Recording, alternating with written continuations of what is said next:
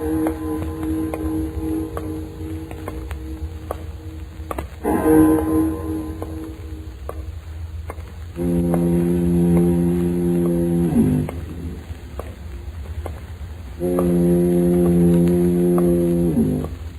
of the fog, out of the night, and into his American adventures comes Bulldog Drummond.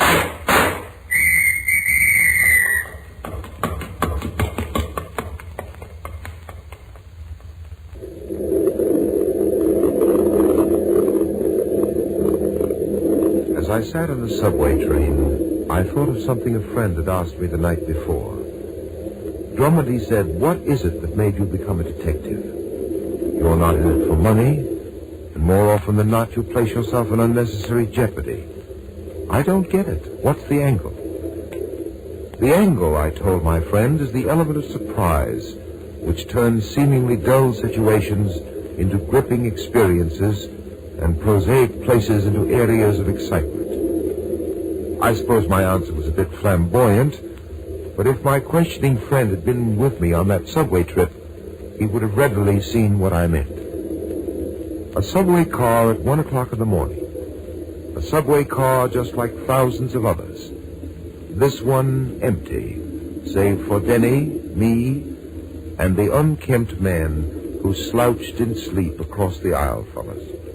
Captain Drummond, just how far are you going to let this thing go? To the last stop this train makes, Denny. Heavens, sir, to the end of Brooklyn? If necessary. But as I said, sir, it could only be a practical joke. It could be. And more than likely is. It has all the elements of one. Just examine it. You get a midnight call from a strange man. He says his name is John Smith. Yes, but don't forget he said it wasn't his name. He just uses John Smith. No, yes, I know, because he can't remember who he really is. That often happens, amnesia. But what about that nonsense of his life being threatened by Jin Soo? Tin Soo, Denny. Tin Soo. Tin Soo, Jin Soo. What's the difference, sir? You tell me what or who Tin Soo is. I don't know. I told you he hung up when I asked him. Of course he did, because it's part of the game. A strange man telephones, tells you his life is in danger, and asks you to get on the first train that pulls out of the 96th Street subway station after 12:35. He says that he will contact you with the stone. The green stone. All right, the green stone. You fall for the hoax, and here we are in the middle of the night riding out to Flatbush. Now, really... Denny, hold it a moment. Yes? That man who was sitting across the aisle, he's going into the other car. What about him? He's the one who called. Come on, we're following him. Oh, Captain Drummond, what is the matter with you? Didn't you notice him? He was one of those broken-down characters you see in the subway by scores. Just the same, Denny. He's our man. You're seeing things. I certainly am. This. What? Look at it. Where did you get that? When he walked by, he dropped it on the seat next to me. Why, it's a piece of jade. Yes, Denny. The green stone. Come on.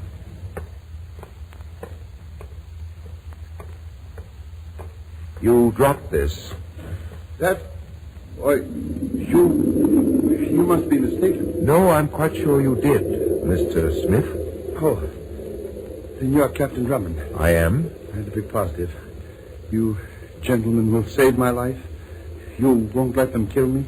Just who wants to kill you, Mr. Smith? Smith, that's not my name, you know. It's not it at all. So you told Captain Drummond over the phone. You have no idea who you are? No, I only remember certain things. Well, I'm still interested, Mr. Smith, in your intended murderer. Murderer? Oh, Captain Drummond, you don't understand. There are many. Many? Yes, there are many in number, the devotees of Jin Soo.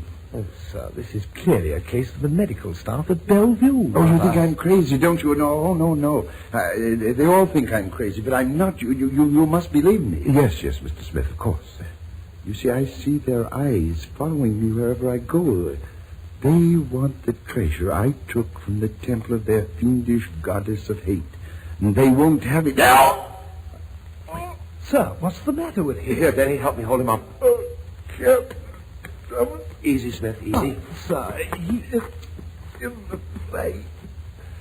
the speech, I pray you, as I pronounce it to you. What happened, sir? He's dead, Denny. Dead? But Look, this knife in his back. but this isn't possible, sir. There was no one on this platform but us three. Tin Sue. What Smith said about Tin Sue. What are you talking about, Captain Drummond? What about Tin Sue? This knife, Denny, look at it closely. There's a figure of an oriental goddess engraved on the handle.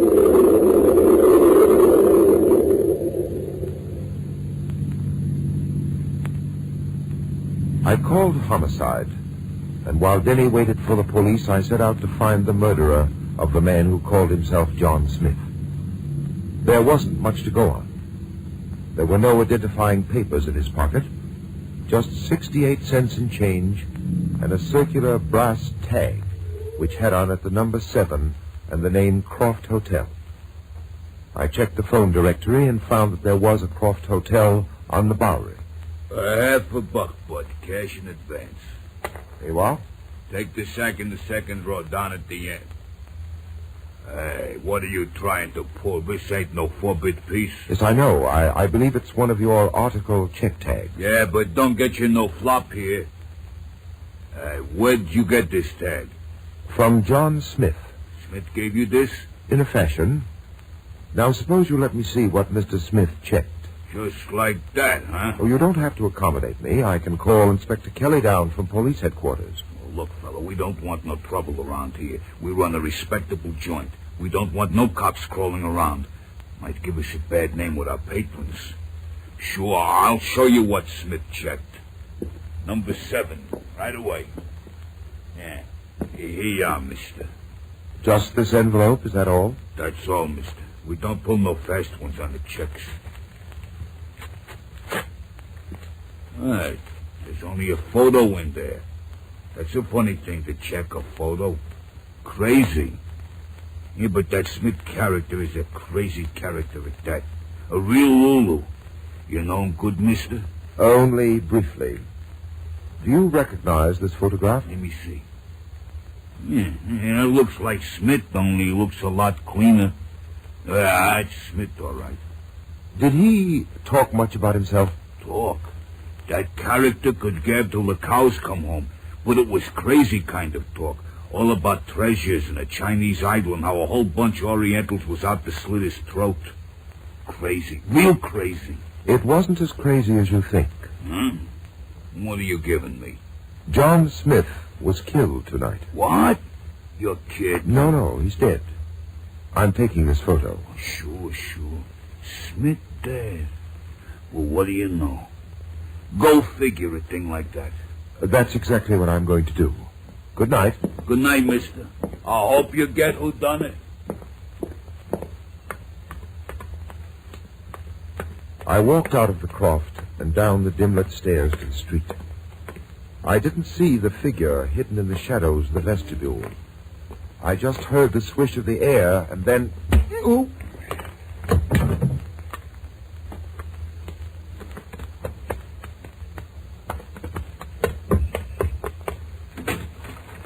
Okay, I got the photo. Let's go.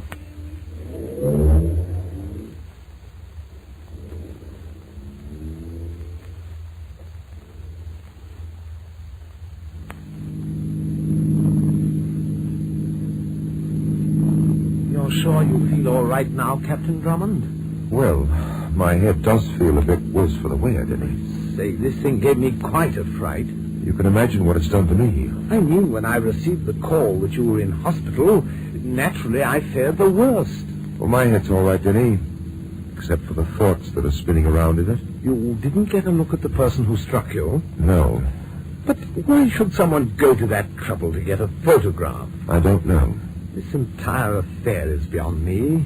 We're taking Smith on the subway station platform there, and we're talking to him. No one else is in sight, and he's slain by an oriental dagger. But someone must have been there. The dagger wasn't thrown by anyone standing on our platform. How do you know? Because it landed in Smith's back. If you recall, Smith's back was to the tracks. Oh, now I see, sir. It must have been thrown from the platform across the tracks. That's it, Denny. But only an expert could accurately fling a knife from that distance. That's a thought to keep for ready reference. You say there actually is such a goddess as Tinsu?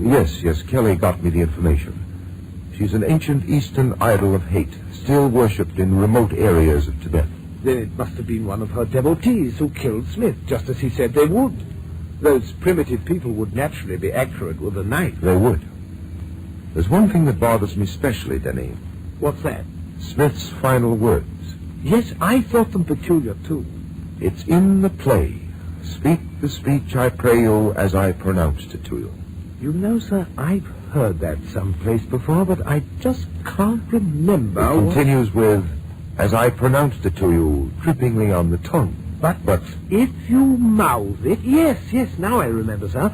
But if you mouth it, as many of your players do, I had as lief the town crier spoke my lines. Of course, it's from Hamlet, right? Right. A dying man recites lines from Hamlet. Perhaps it's a clue. But to what? Oh, this is the first occasion, Captain Drummond, that William Shakespeare ever served us in a murder case. An Oriental goddess and William Shakespeare. Denny, what time is it? 9:15, sir. The studio must be open by now. Studio? What studio are you talking about? Peterson's camera studio. Take your next right, Denny. It's on the corner of 5th and 49th. Oh, I say, what are we going to do there? The back of the photograph, which was stolen from me last night, had Peterson's stamp on it. Perhaps with some luck, we'll lift the veil that fogged John Smith's memory. Maybe in Peterson's portrait files, we'll find the answer to who John Smith really was. I'll return in a moment to continue our story. Mrs. Cooper, do you recognize the man in this photograph? Yes. Yes, it's Paul. And you, Mr. Stevens? Look, Drummond, what is this about? I must insist that you answer my questions. Of course I recognize that photo. It's Paul Cooper, this lady's husband and my former partner. Partner? Yes, Mr. Cooper and Mr. Stevens were partners. They were in the importing business. Importing what, Mrs. Cooper? Oriental art objects. My husband and Mr. Stevens made frequent trips to the Orient. And when was the last time you saw your husband? 2 years ago, his last trip. And you've had no word from him? No word? What do you mean, Drummond? I mean, Stevens, that I saw Mr. Cooper last night. Oh, but you... I was with him on a subway platform when he was murdered. You're crazy. You don't know what you're talking about. I was with Paul Cooper on his last trip. The story was in all the papers. I went with him to Tibet. I was there when the bandits ambushed him. I saw it from the hill. I saw them kill Paul Cooper. I'll be back in a moment to continue our story.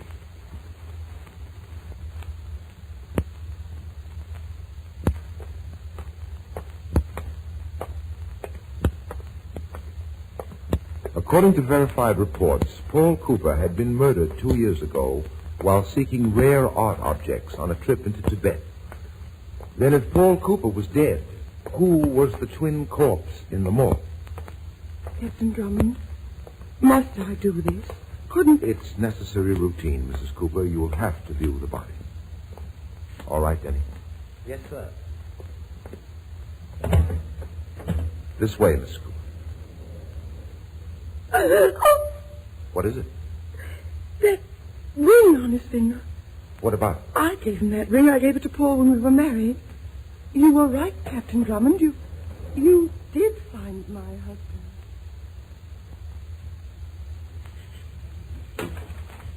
I received your message to meet you here, Denny. Yes, sir. I did as you ordered. I've been following Lawrence Stevens' every move since 2 this afternoon. He's in his house now. It's the white one across the street. Your hunch about him was well-founded. What happened? At 7 o'clock tonight, he paid a visit to the morgue. So, Mr. Stevens wanted to view the body of his late partner. I had the guard watch Stevens very closely. He did something rather peculiar. When he thought the guard's back was turned, he pulled the sheet down off the corpse's shoulders. I had an idea that Stevens would do just that. What? He had to prove something for himself. What do you mean, sir? Stevens went to the morgue to make sure that the corpse there was not the body of Paul Cooper. What? John Smith, Denny, was a stand-in for a dead man. He was hired to pose as Paul Cooper. He was acting the part of Cooper? Yes, Denny, acting is just the word. Well, sir, I admit the actor was a good double for Cooper, but it's another thing to fool a man's wife. Oh, I don't think Mrs. Cooper was fooled. She made a special point of identifying the ring on his hand. I had that ring removed. The flesh under the ring was the same color as the rest of the finger. Oh, now I see, sir. If that ring had been worn for years, the flesh underneath it would be of a different shade. You see it, Denny. And I see still more now. In all likelihood, Mrs. Cooper had an idea that Stevens had killed her husband. She's a female counterpart to Hamlet. She hired the actor to play her dead husband. That could be. Well, it's undoubtedly exactly that way. Except for the fact that the play was enacted last night, not for the suspected killer, but for us. But why was it done for us? What could be the reason? Hold a minute. What's the matter, sir? There's Stevens coming out of his house. Oh, I say, he's getting into his car. I wonder what he's up to now. There he goes, sir. All right, Denny, get it started. Maybe he'll draw back the curtain for us on Act 2 of this murder play.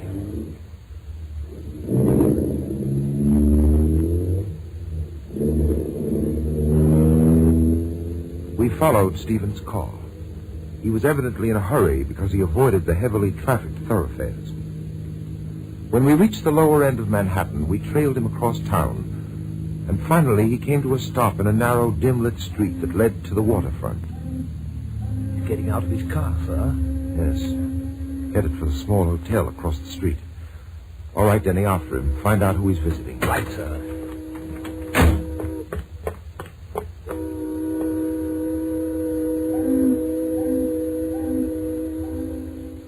In a few minutes, Denny returned with the information. The desk clerk said he went to room 703, sir. Did you get the name of the occupant? Yes, sir. Mr. and Mrs. Ken Arnold. Arnold. The desk clerk said Mr. Stevens makes frequent visits to room 703, but not as Mr. Stevens. What do you mean by that? The desk clerk knows Stevens as a Mr. Adams.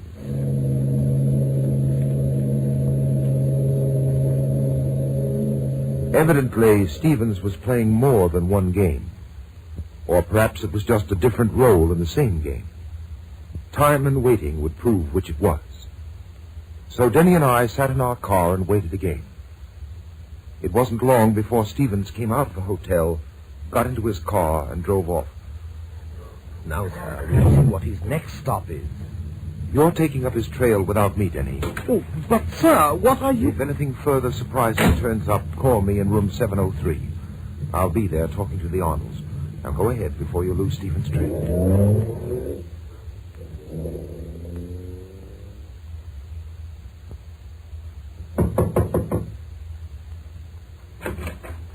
Yeah, what is it? Mrs. Arnold, That's right. What do you want? I'd like to talk to your husband. Ken ain't here. May I come and wait? I don't know when he's coming back. I've lots of time, so if you don't mind... Hey, get out of here. Where do you think you're going? I told you I'm going to stay here in this room until your husband returns. Oh. What do you want with Ken? I'd rather tell it to him. Oh, is Ken in trouble? Is he in trouble? You should know what kind of trouble your husband is in, Mrs. Arnold. He's in a jam, isn't he? I told him to stay away from Adams. Bad company gets you into bad habits. I knew something like this would happen. I just knew it. What's his tie-up with Adams? I don't know. If you tell me, it might help him when he comes to trial. Oh, you're a cop. Sure. I felt it the minute I saw you. As I said, Mrs. Arnold, you have a chance to help your husband. But I don't know anything. Honest, I wish I did. Don't you think I'd want to help Ken? Think I stuck with him all these years for his good looks? Good looks he ain't got. I wouldn't know. See there on the table that picture?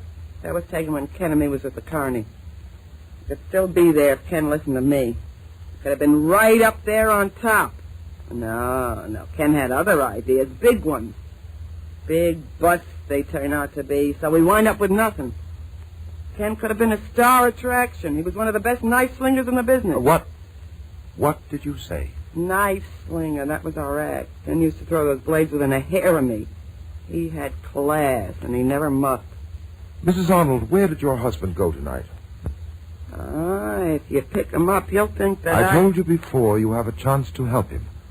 Now, Mrs. Arnold, I'm telling you that for the last time. Well, all right. I guess it's better this way.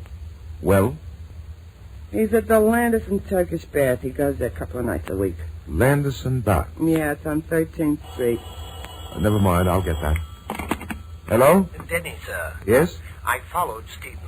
He parked on 13th Street and then went into a place called Landison Turkish Bath. He hasn't come out yet. What do you suggest that I do?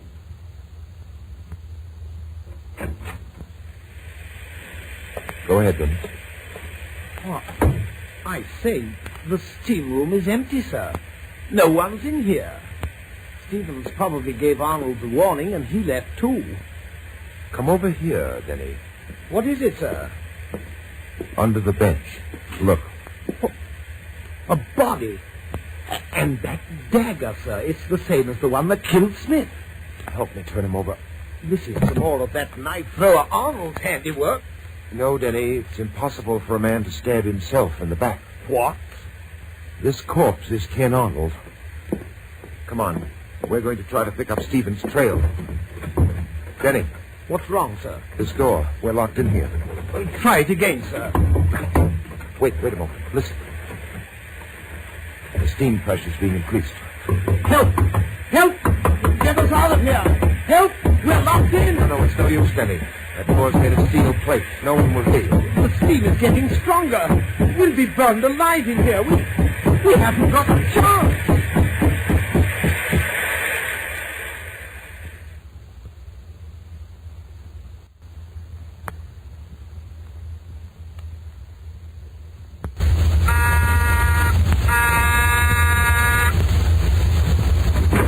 Yes, what it... Hello, Stevens. Captain Drummond. I've been looking for you. What are you doing here? Mrs. Cooper asked me to come. Frankly, Stevens, you surprise me. What are you talking about? You're surprised at seeing me when you opened the door. Seeing me alive. Alive? What do you... Larry? Mrs. Cooper, Oh, it's you, Captain Drummond. Won't you come in? I have every intention of doing so. What do you mean by that? You'll soon find out, both of you. Look, Drummond, I don't know what you have in your mind. I still have murder on my mind, Stevens. One additional corpse and the attempted murder of Denny and me. It's a good thing I'd phoned the police inspector to meet me at the Landison Baths. Otherwise, I wouldn't be here to tell you what's on my mind. Denny wasn't quite so lucky. He's in a hospital in fairly critical condition. You almost succeeded, didn't you, Stevens? What? I have to eliminate Mrs. Cooper completely from this escapade, considering the fact that it took place in a men's Turkish bath. I don't understand, Captain Drummond. I thought by this time Stevens would have filled you in on all the details. What details? First, the stabbing of Ken Arnold. Arnold? Arnold's dead? Suppose we three go downtown and we let the police take it from there. No one's going anyplace. Paul! Helen, it's Paul! Get over there with Drummond, Stevens. It can't be. He's dead. I killed him 2 years ago. You thought you did, Stephen. Don't move, Drummond. Oh, I wouldn't think of it, Cooper. I have a very healthy respect for a .38. I believe that's the caliber. Yes, a .38 with 6 bullets. 3 for you and 3 for Stevens. Simple division. Here, Paul? You crazy? Go around back and get the car out of the garage. All right, Paul. I waited a long time for this, Stevens. But it's going to be worth it, every minute of my waiting. Stevens seems to be too stunned to answer, Cooper. Sure. Stunned, speechless. Seeing a ghost does that to you. Well, seeing the same ghost appear twice is, you must admit, a very trying experience. You seem to know quite a bit about it, Drummond.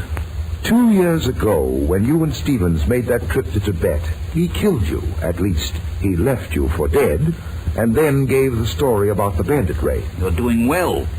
Evidently, it took a long time until your health returned. 16 months. And then you returned to America under a different name. You contacted your wife and devised your revenge scheme. You were going to make Stevens suffer for what he did to you, even if you had to force him to kill you all over again. That's why you found someone who could pass as your twin. Carter was a ham. Only adequate.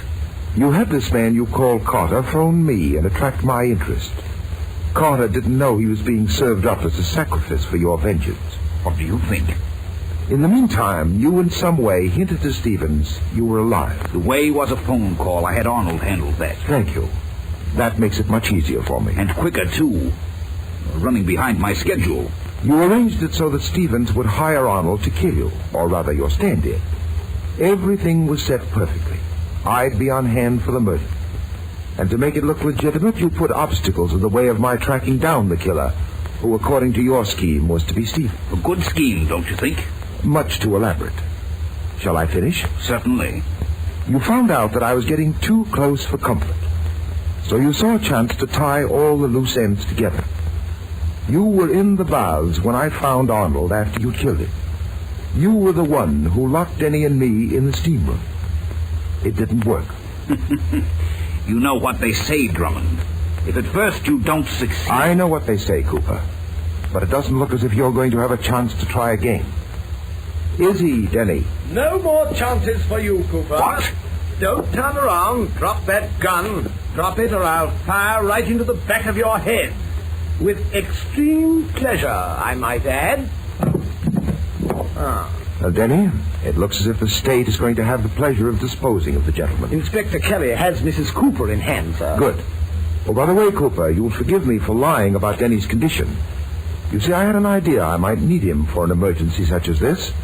He was no more broiled in that steam bath than I was. And talking about heat treatments, you may look forward to one in the near future. The shocking kind.